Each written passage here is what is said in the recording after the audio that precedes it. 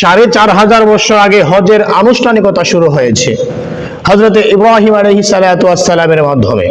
হজের ইতিহাস আদম আলাইহিস সালাতু ওয়াস সালামকে সৃষ্টি করার আগ থেকেই, যখন আল্লাহ তাআলা বাইতুল্লাহকে সৃষ্টি করলেন, খানায়ে কাবাকে সৃষ্টি করলেন ফেরেশতাদের মাধ্যমে, তখন আল্লাহ তাআলা বাইতুল্লাহ সৃষ্টি করার পরে ফেরেশতাদেরকে আদেশ করেছিলেন, তোমরা আমার ঘর সৃষ্টি করেছো, এখন তোমরা তাওয়াফ করো।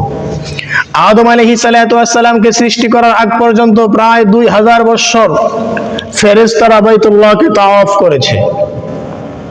আদম আলাইহিস সালাতু ওয়াস সালাম হজ করেছেন, নূহ আলাইহিস সালাতু ওয়াস সালাম হজ করেছেন, শীশ আলাইহিস সালাতু ওয়াস সালাম হজ করেছেন। প্রত্যেক নবী রাসূলের জামানায় হজ ছিল, কিন্তু হজের আনুষ্ঠানিকতা শুরু হয়েছে হযরত ইব্রাহিম আলাইহিস সালাতু ওয়াস সালামের মাধ্যমে, আজ থেকে প্রায় ৪৫০০ বছর আগে। আনুষ্ঠানিকভাবে ঘোষণা দিয়ে আল্লাহ তাআলা হজকে চালু করেছিলেন ইব্রাহিম আলাইহিস সালাতু ওয়াস সালামের মাধ্যমে, আজ থেকে ৪৫০০ বছর আগে। কিন্তু হজের ইতিহাস অনেক পুরনো। হজের ইতিহাস মানব সৃষ্টির আগ থেকেই হজ, আল্লাহ তাআলার সেই বাইতুল্লাহ সৃষ্টি করার পর থেকেই হজ চলে আসছে, কিয়ামত পর্যন্ত চলবে। একটা মুহূর্তের জন্য আল্লাহ তাআলা বাইতুল্লাহর তাওয়াফকে বন্ধ করবেন না। মানুষ হয়তো তাওয়াফ না করতে পারে, বিভিন্ন সময় বিভিন্ন কারণে বাইতুল্লাহর তাওয়াফ হজ বন্ধ ছিল, কিন্তু আল্লাহ তাআলার ঘরের তাওয়াফ বন্ধ ছিল না। আল্লাহ ফেরেশতাদের মাধ্যমে, জিনদের মাধ্যমে, তার সৃষ্টিজীবের বিভিন্ন ধরনের সৃষ্টির মাধ্যমে হজ তাওয়াফ, বাইতুল্লাহর তাওয়াফকে তিনি আদায় করে নিয়েছেন। কিয়ামত পর্যন্ত তাওয়াফ চলবে, কেউ তাওয়াফ বন্ধ করতে পারবে না।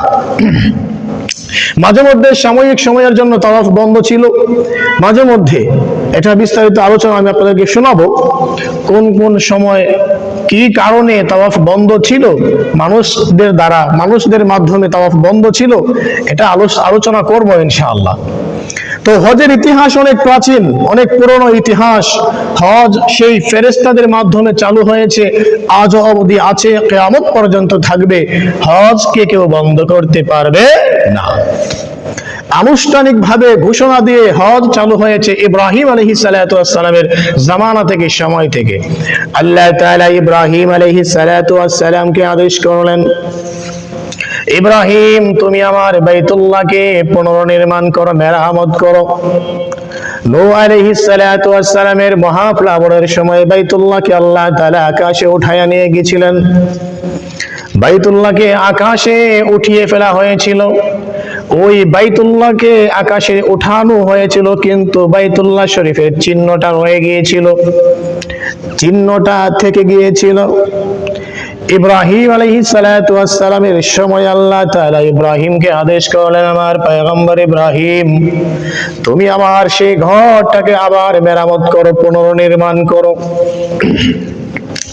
বাইতুল্লাহ শরীফের যে চিহ্ন ছিল, সেই চিহ্ন দেখে হযরত ইব্রাহিম আলাইহিস সালাতু ওয়াস সালাম তার ছেলে ইসমাঈল আলাইহিস সালাতু ওয়াস সালামকে সাথে নিয়ে বাবা হয়ে গেলেন, রাজমিস্ত্রি ছেলেকে বানাইলেন যোগালু। আল্লাহ তাআলার জলিল কদর পয়গম্বর ইব্রাহিম আলাইহিস সালাতু ওয়াস সালাম বাইতুল্লাহ শরীফের মেরামত শুরু করে দিলেন, পুনর্নির্মাণ শুরু করে দিলেন। বাবা এবং ছেলে মেয়ে আল্লাহ তাআলার ঘর বাইতুল্লাহকে পুনর্নির্মাণ করে আল্লাহ তাআলার সামনে হাজিরা পেশ করলেন, লাব্বাইক আল্লাহুম্মা লাব্বাইক, হে আমার রব, হে আমার মালিক, আমি তোমার আদেশকে পালন করেছি, তোমার আদেশ পালন করে তোমার এই বাইতুল্লাহর কাজকে সমাপ্ত করেছি। ইব্রাহিম আলাইহিস সালাতু ওয়াস সালাম আল্লাহ তাআলার বাইতুল্লাহর কাজ সম্পাদন করে আল্লাহর কাছে আরজ পেশ করলেন, আল্লাহ গো, তোমার ঘরের কাজ আমি শেষ করে ফেলেছি, এখন কি আমার কোনো কাজ আর আছে? আল্লাহ তাআলা ইব্রাহিম আলাইহিস সালাতু ওয়াস সালামের বাইতুল্লাহ শরীফ পুনর্নির্মাণের পরে আল্লাহ তাআলা ইব্রাহিমকে আদেশ করলেন, হে আমার ইব্রাহিম, হে আমার খলিল, তোমাকে আমার আরেকটা কাজ পালন করতে হবে। সেই কাজ হলো, এই বাইতুল্লাহ এখন তুমি পুনর্নির্মাণ করেছো, এই বাইতুল্লাহ তাওয়াফের জন্য মানুষের প্রয়োজন হবে।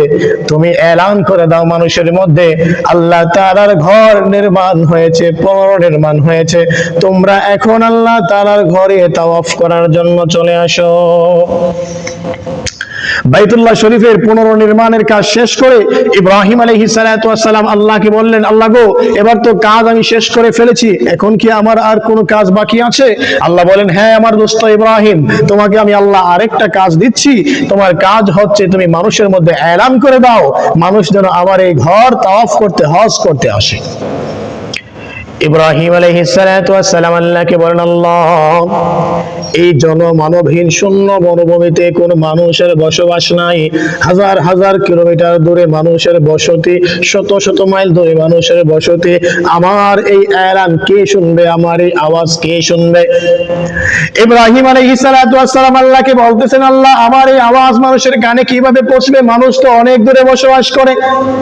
আল্লাহ তাআলা বলেন, ইব্রাহিম, মানুষের কানে আওয়াজ পৌঁছানোর দায়িত্ব আমার, তুমি এলান দাও, এলান দিলে তোমার এলানটাকে আমি আল্লাহ মানুষের কানে কানে পৌঁছায়া দেব। আল্লাহর পয়গম্বর ইব্রাহিম আলাইহিস সালাতু ওয়াস সালাম কে আল্লাহ তাআলা আদেশ করলেন, কোরআনে কারীমের 22 নম্বর সূরা, সূরা হজের 27 নম্বর আয়াত, আল্লাহ তাআলা ইব্রাহিমকে বলেন, ওয়া আযিন ফিন নাসি বিল হজ্জি ইয়াতুকা রিজালান ওয়া আলা কুল্লি দামিরিন ইয়াতিনা মিন কুল্লি ফাজ্জিন আমিক। আমার পয়গম্বর ইব্রাহিম, তুমি এই বাইতুল্লাহ শরীফের কাজটাকে সম্পাদন করেছো, শেষ করেছো, তোমার ছেলে ইসমাইলকে সাথে নিয়ে আমি আল্লাহ বড় খুশি হয়েছি তোমার এই কাজ দেখে। এবার তোমাকে আমি আল্লাহ তাআলা আরেকটা দায়িত্ব দিচ্ছি, সেই দায়িত্ব হলো তুমি মানুষের মধ্যে আযিন ফিন নাস, মানুষের মধ্যে এলান করে দাও, বিল হজ্জি, হজের জন্য, ইয়াতুকা রিজালান ওয়া আলা কুল্লি দামিরি ইয়াতিনা মিন কুল্লি ফাজ্জিন আমিক। মানুষ দেখবে দূর দূরান্ত থেকে পায়ে হেঁটে, দুর্বল গাদা, দুর্বল বাহনের উপরে সওয়ার হয়ে হয়ে তোমার কাছে এই বাইতুল্লাহ তাওয়াফ করার জন্য চলে আসবে। আল্লাহ তাআলার আদেশ পেয়ে ইব্রাহিম আলাইহিস সালাতু ওয়াস সালাম মাকামে ইব্রাহিমে দাঁড়িয়ে, কেউ কেউ বলেছেন আবু কুবাইস পাহাড়ে দাঁড়াইয়া ইব্রাহিম আলাইহিস সালাতু ওয়াস সালাম ঘোষণা দেওয়া শুরু করলেন। পৃথিবীর মানুষদেরকে উদ্দেশ্য করে ঘোষণা দিলেন, পৃথিবীর সমস্ত মানুষদেরকে উদ্দেশ্য করে ঘোষণা দিলেন, হ্যাঁ পৃথিবীবাসী, হ্যাঁ পৃথিবীবাসী, হ্যাঁ পৃথিবীর লোক সকল, আল্লাহ তাআলার ঘর বাইতুল্লাহ পুনর্নির্মাণ হয়েছে, মেরামত হয়েছে, আবার সেটা নির্মিত হয়েছে। আল্লাহ তাআলা আমাকে আদেশ করেছেন যেন আমি তোমাদের মধ্যে হজের এলান করে দেই, তোমরা যেন আমার এলান শুনে বাইতুল্লাহ শরীফে তাওয়াফ করার জন্য ছুটে আসো। আমি আল্লাহ তাআলার পক্ষ থেকে তোমাদের মধ্যে হজের এলান করে দিচ্ছি, তোমরা যে যেখানেই থাকো আমার ডাকে সাড়া দিয়ে আল্লাহ তাআলার এই ঘরকে তাওয়াফ করার জন্য চলে আসো। ইব্রাহিম আলাইহিস সালাতু ওয়াস সালাম এলান করে দিলেন।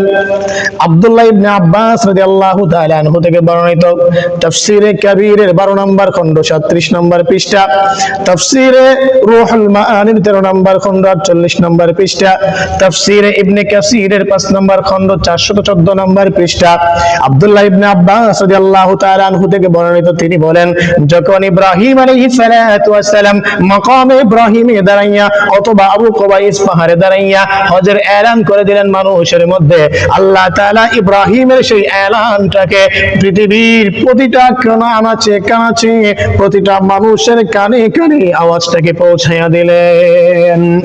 আব্দুল্লাহ ইবনে আব্বাস রাদিয়াল্লাহু তাআলা আনহু বলেন, ইব্রাহিমের সেই এলানটাকে আল্লাহ তাআলা পৃথিবীর আনাচে কানাচে বসবাসরত প্রতিটা মানুষের কানে কানে আওয়াজকে পৌঁছায়া দিলেন।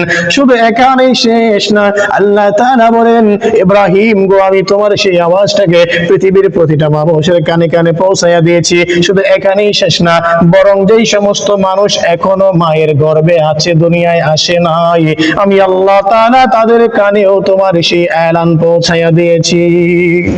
আমার পয়গম্বর ইব্রাহিম শুধু এখানেই শেষ না, বরং তোমার সেই আওয়াজটাকে যারা পৃথিবী থেকে চলে গেছে আদম থেকে নিয়ে তোমার পর্যন্ত, আমি আল্লাহ তাদের সকলের কানে আলমে বারজাখ খবর জগতে আমি আল্লাহ তাদের কানে তোমার আওয়াজ পৌঁছায়া দিয়েছি।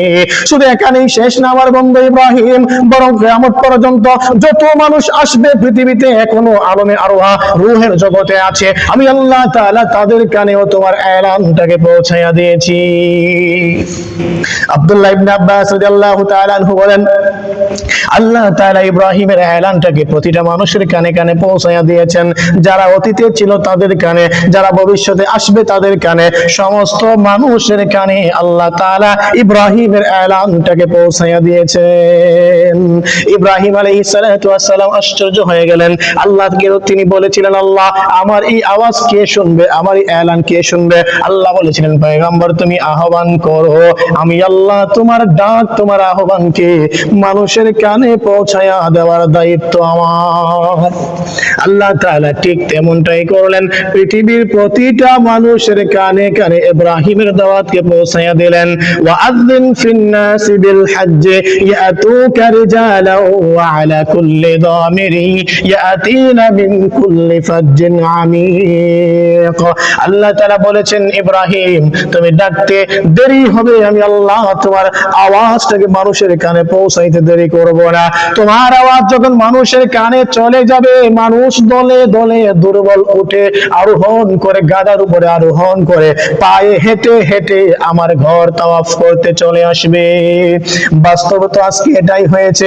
আমরা বাইতুল্লাহকে কত ভালোবাসি, কত মহব্বত করি, কত দূর দূরান্ত থেকে সফর করে বাইতুল্লাহ জিয়ারত করতে চলে যাই, হাজার হাজার কিলোমিটার দূর থেকে সফর করে, লক্ষ লক্ষ টাকা ব্যয় করে, খরচ করে আমরা বাইতুল্লাহ শরীফ তাওয়াফ করার জন্য চলে যাই।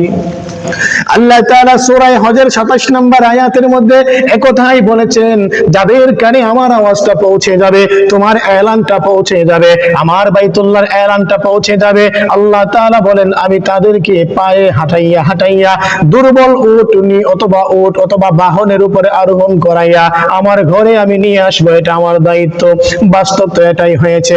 আল্লাহ তাআলা বলেছেন যে মানুষজন পায়ে হেঁটে হেঁটে আসবে। সূরা হজের 27 নম্বর আয়াতে আল্লাহ বলেছেন যে ওয়াআযিন ফিন-নাসি বিল-হজ্জ ইয়াতুকা রিজালা, দেখবা মানুষ পায়ে হেঁটে হেঁটে আসবে, ওয়া আলা কুল্লি দামিরি ইয়াতুনা মিন কুল্লি ফাজ্জিন আমিক, অথবা দেখবে মানুষ দুর্বল বাহনের উপরে আরোহণ করে করে আমার এই বাইতুল্লাহ শরীফে চলে আসবে।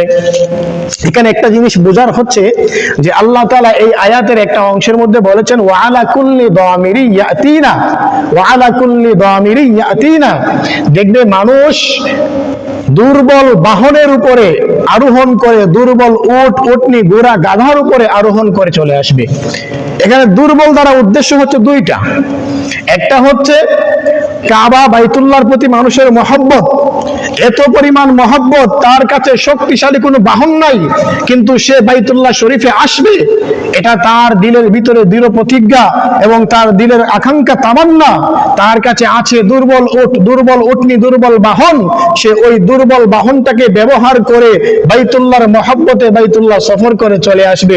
এটা হচ্ছে এক অর্থ।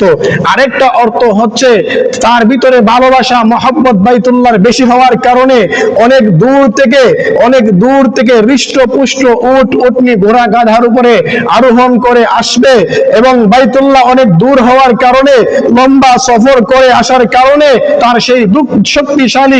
সেই শক্তিশালী উট ঘোড়া গাধা বাইতুল্লাহর কাছে এত লম্বা সফর করে আসার কারণে দুর্বল হয়ে যাবে বা দুর্বল হয়ে গেছে, এমনটা অর্থ হচ্ছে দুইটা।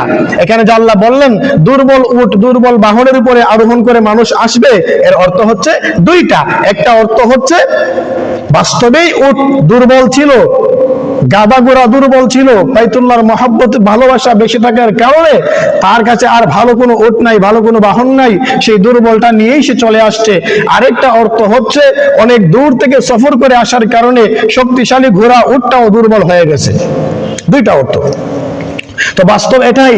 দেখেন আমাদের যা সামর্থ্য আছে আমরা তা দিয়ে চেষ্টা করি আল্লাহ তাআলার বাইতুল্লাহ শরীফে যাওয়ার, সেখানে গিয়ে হাজিরা দেওয়ার।